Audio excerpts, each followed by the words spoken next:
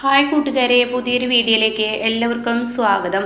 അങ്ങനെ ഇനി അമ്പലത്തിൽ വെച്ച് പ്രാർത്ഥനയൊക്കെ കഴിഞ്ഞ് വരുമ്പോൾ സിന്ധു എന്ന് പറയുന്ന പെൺകുട്ടിയെ കാണുക കേട്ടോ. അപ്പോൾ രഘുവേട്ട എന്നെ അറിയൂ എന്ന് പെൺകുട്ടി ചോദിക്കുകയാണ്. അപ്പോൾ ഈ സമയം ഇത് ആരെന്ന് അവളോട് തിരിച്ച് രഘു ചോദിക്കുന്നുണ്ട്. അപ്പോൾ ഈ സമയം രഘുവിനോട് അവൾ പറയുകയാണ്, രഘുവേട്ട എന്നെ മറന്നോ? അപ്പോഴേക്കും അമ്പിളി പറയണേ, രഘുവേട്ട ഞാനത് പറയാൻ വിട്ടുപോയതല്ലേ, രഘുവേട്ടന് പറഞ്ഞു ഓർക്കുന്നു.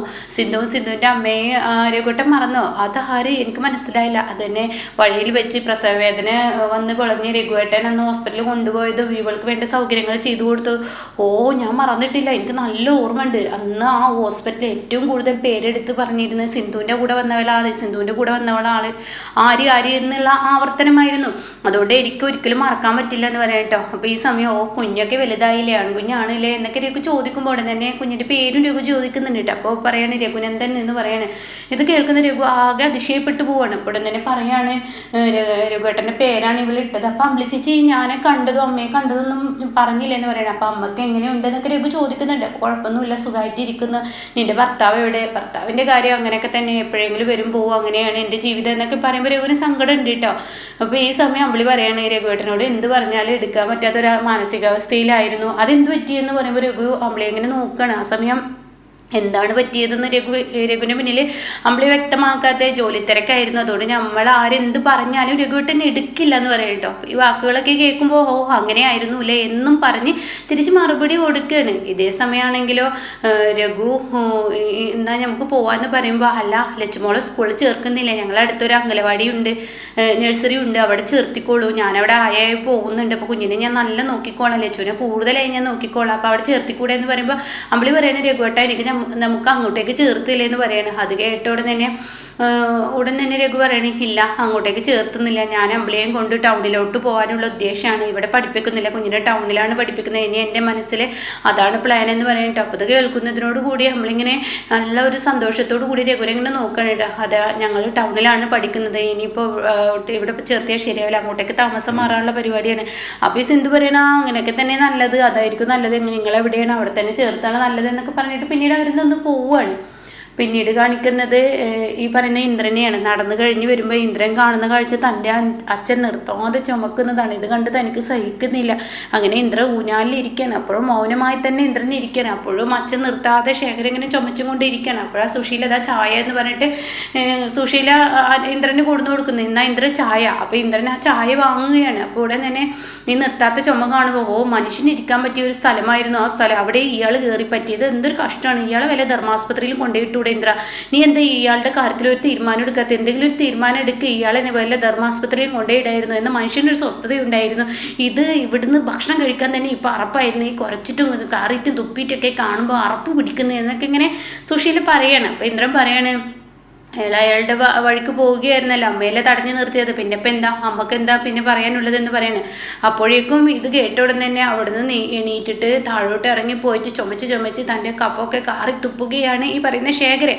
അങ്ങനെ ശേഖരൻ തിരിച്ചു വരുമ്പോൾ ഇന്ദ്രൻ ആ ഒരു ചായ കൊടുക്കുമെന്ന് എല്ലാവരും പ്രതീക്ഷയുണ്ടായിരുന്നു. പക്ഷേ ഇന്ദ്രൻ അതൊന്നും ചെയ്യത്തില്ല കേട്ടോ. അപ്പോഴേക്കും സുശീല ചെന്നിട്ട്, അതെ മനുഷ്യന് ഇരിക്കാൻ പറ്റിയ ഒരു സ്ഥലമായിരുന്നു, നിങ്ങൾ എന്തിനാ ഇവിടെ വന്നിരുന്നത്, എന്തിനാണ് മനുഷ്യനായിട്ട് ബുദ്ധിമുട്ടിക്കുന്നത് എന്നൊക്കെ ഇങ്ങനെ പറയുമ്പോൾ ഉടൻ തന്നെ ഇന്ദ്രൻ പറയണേ, നിങ്ങൾ ഇവിടെ ഇരുന്നോളൂ, ഞാനങ്ങ് പൊയ്ക്കോളാം എന്ന് പറഞ്ഞിട്ട് സുശീലയെ ഊഞ്ഞാലിൽ ഇരുത്താൻ വേണ്ടിയിട്ട് ഇന്ദ്രനെ അങ്ങ് ഒഴിഞ്ഞു കൊടുക്കുകയാണ് കേട്ടോ.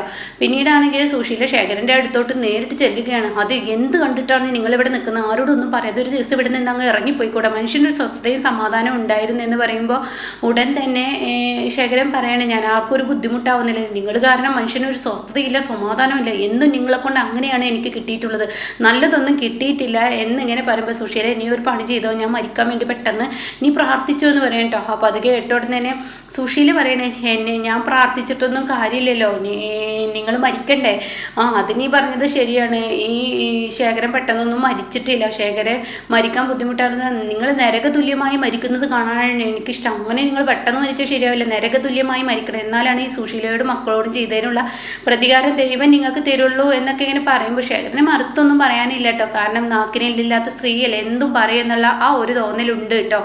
എന്നാൽ ഈ സമയം അമ്പിളിയും രഘുവും കൂടി ഒരു ഹോട്ടലിൽ കയറിയിരിക്കുകയാണ്. അപ്പോൾ എന്താ വേണ്ടത്, കാപ്പി മതി എന്ന് പറയുന്നത്. 3 പേർക്കും കാപ്പി ഓർഡർ ചെയ്യുന്നു. പിന്നീട് ദോശ മതി എന്ന് പറയുന്നു. നെയ് റോസ്റ്റ് ഓർഡർ ചെയ്യുന്നു.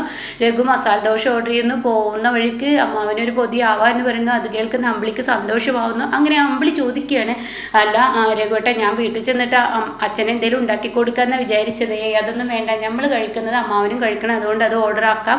അത് കേട്ടോട് തന്നെ നല്ല സന്തോഷമായി എനിക്ക്. അച്ഛന് ഇത് കൊണ്ടു കൊടുക്കുമ്പോൾ ഏറെയും അമ്മാവൻ സന്തോഷിക്കണം, അത് തന്നെയാണ് വേണ്ടത്. ഇനി എന്തായാലും രഘുവേട്ടൻ്റെ ഈ തീരുമാനം എന്താ ഇങ്ങനെയൊക്കെ മാറിയത്? രഘുവേട്ടന് വീട്ടിൽ നിന്ന് എടുത്ത തീരുമാനം വജ്രത്തിൽ നിൽക്കുക എന്നല്ലേ? ഇതാണ് ഞാനും അച്ഛനും പറയുന്നത്. രഘുവേട്ടന് ഒരു ഒറ്റ കാലിൽ നിന്നിട്ടുള്ള ഒരു തീരുമാനമില്ല. പല നേരത്തും പല സ്വഭാവങ്ങളാണ്. ഇപ്പം എന്താ ടൗണിലോട്ട് മാറിയെന്ന് പറഞ്ഞത്?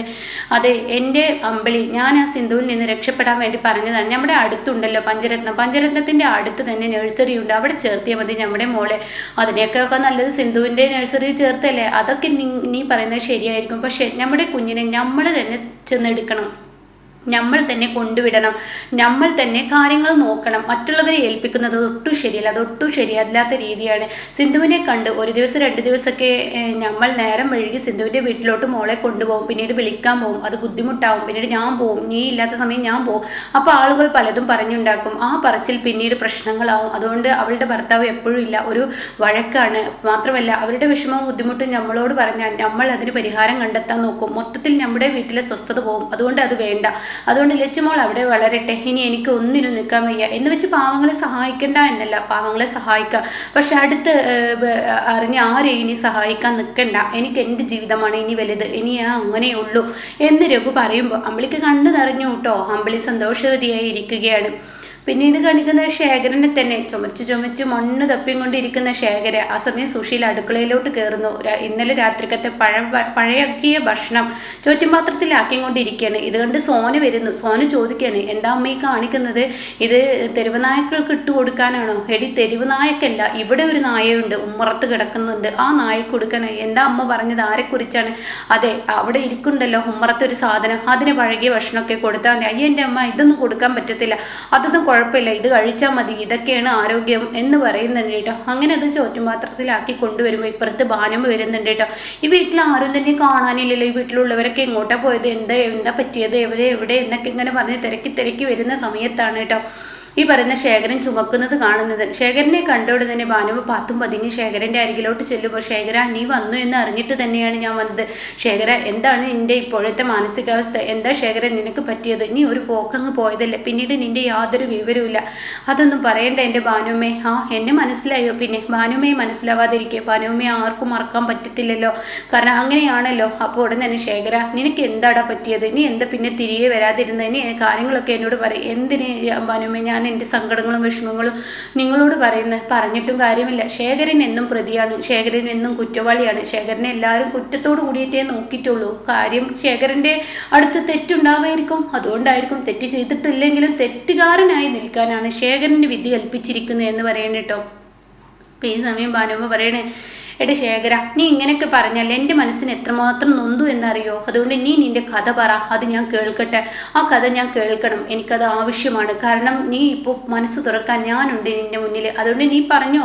എന്നും നീ നിൻ്റെ സങ്കടങ്ങൾ, നീ തന്നെ തെറ്റ് ചെയ്തു എന്ന് പറഞ്ഞിട്ട് നിരപരാധിയായി നീ ശിക്ഷിക്കപ്പെടുന്നത് കണ്ടു നിൽക്കാൻ നമുക്ക് കഴിയില്ല. അതുകൊണ്ട് എന്ന് പറയണേ. അങ്ങനെ ഗൾഫിൽ പോയതും മണലാരുണ്യത്തിൽ കിടന്ന് പെട്ടതും അതിനുശേഷം ജയിലിൽ പോയി കിടന്നതും അതിനുശേഷം ആരൊക്കെ സഹായത്തോടു കൂടി താൻ ഇങ്ങോട്ടേക്ക് കയറ്റി വിട്ടതും എവിടെ എന്തെന്ന് അറിയാതെ കുറേ രോഗം പിടിച്ച് കിടന്നതും അങ്ങനെയുള്ള കഥകളെല്ലാം പറയണേ. അപ്പോൾ ശേഖരൻ്റെ കൂലി ഇതാണ് ശേഖരന് കിട്ടിയ കൂലി എന്നൊക്കെ ഇങ്ങനെ പറയണേട്ടോ. അങ്ങനെ ഈ സമയം മോനെ ശേഖര, എല്ലാം ശരിയാവും എന്നൊക്കെ പറയുമ്പോൾ സുശീല അങ്ങോട്ടേക്ക് കടന്നു വരികയാണ് കേട്ടോ. സുശീല അങ്ങോട്ട് കടന്നു വരുമ്പോൾ തന്നെ പുളിച്ച സ്മെല്ല് വരുന്നത്. ഇതെന്താ സുശീല ഒരു പുളിച്ച സ്മെല്ല്? ഉമ്മറത്താണോ നീ നായ്ക്കൾക്ക് ഭക്ഷണം ഇട്ട് കൊടുക്കുന്നത്? ബാക്കിൽ ഇട്ട് കൊടുത്തൂടെ? ഈ മണം പുറത്തോട്ട് വരില്ലേ? അതെ, ഉമ്മറത്താണ് നായ ഇരിക്കുന്നത്, അപ്പോൾ അതുകൊണ്ട് ഉമ്മറത്ത് തന്നെ കൊടുക്കണം. എന്താ സുശീല നീ പറഞ്ഞത്? അതെ എന്ന് പറഞ്ഞിട്ട് ശേഖരൻ്റെ മുന്നിലോട്ട് ചെല്ലുമ്പോൾ ഉടൻ തന്നെ ഭാനുമ്മ പറയണേ, സുശീല നീ ഇത് ചെയ്യുന്നത് ശരിയല്ല, ദൈവം നിനക്ക് കാത്തുവെച്ച ശിക്ഷ അത് വലുതായിരിക്കും. കാലം കാത്തു വെച്ച് ശിക്ഷയിലോട്ട് ഇനി പോണ്ട എന്നൊക്കെ പറയുമ്പോൾ ഒരു കാലം എന്നെ കാത്തു വെക്കില്ല ശിക്ഷ എന്നൊക്കെ പറഞ്ഞിട്ട് നിങ്ങൾ നിങ്ങളുടെ പാത്രം എടുക്കുന്നുണ്ടോ എന്ന് പറയണേട്ടോ. അപ്പോഴേക്കും ശേഖരൻ പാത്രം എടുത്ത് ഈ ചോറ്റും പാത്രത്തിൽ ഒരുമാതിരി ചോറ്, അത് കണ്ടാൽ നമുക്ക് തന്നെ ഛർദ്ദിക്കാൻ വരും. അത്രയും ആ ഒരു പഴകിയ ഭക്ഷണം ഇട്ട് കൊടുക്കുമ്പോൾ ഉടൻ തന്നെ അതെ ഭാനുമേ, നിങ്ങളുടെ വീട്ടിലെ പഴകിയ ഭക്ഷണം നിങ്ങളുടെ വീട്ടിലെ പഴകിയ കഞ്ഞിരൊള്ളൊക്കെ കുടിച്ചിട്ടാണ് ഞാനും എൻ്റെ മക്കളും വളർന്നത്. അപ്പം ഞാനും എൻ്റെ മക്കളും വളർന്ന അവസ്ഥ ഇയാളൊന്ന് അറിയട്ടെ എന്ന് പറഞ്ഞ് ഇട്ട് കൊടുക്കുമ്പോൾ ശേഖരൻ പറയണേ, സുഷീലെ എനിക്ക് നന്നായി ചുമക്കുന്നുണ്ട്, ഈ സമയം എനിക്ക് അതിരാവിലെ തണുപ്പുള്ള ഭക്ഷണം തരല്ലേ, എനിക്ക് കുറച്ച് ചൂടുള്ളത് താ എന്ന് പറയുമ്പോൾ നിങ്ങൾ ഇതൊക്കെ കഴിച്ചാൽ മതി എന്ന് പറഞ്ഞിട്ട് ആ പാത്രത്തിൽ അത് ഇട്ട് കൊടുത്ത് പോകുമ്പോൾ ഭാനുമ്മക്ക് ഇത് കണ്ടു നിൽക്കാൻ കഴിയില്ല കേട്ടോ. ഇനിയാണ് അവിടെ കഥ തുടങ്ങുന്നത്.